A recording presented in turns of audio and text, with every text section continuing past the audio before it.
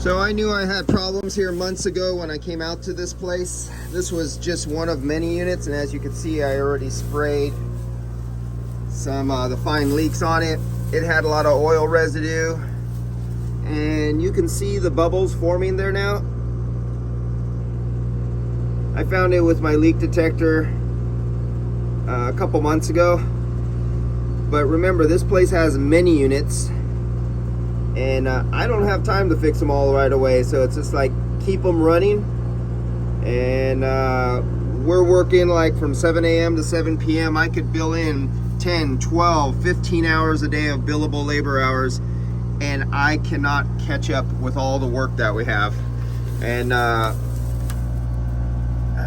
it's off right now.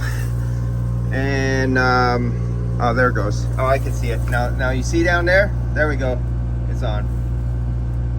Is it on? I think it came on. And yeah, it needs to be taken care of.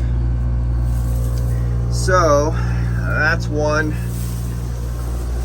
I thought there was some buildup here. I can't remember if I cleaned it from last time, but for 3 more units up on the roof, there's definitely buildup up there on the roof, and on other units up there. And I'm repairing another unit that I said I didn't have last time.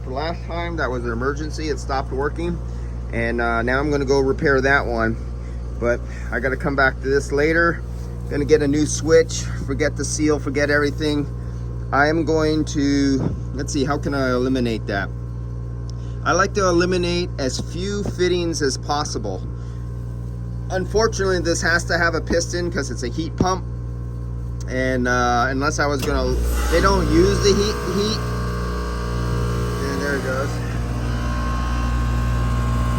Come on, focus. There we go. Isn't that beautiful? But yeah, I gotta come back to this in an emergency.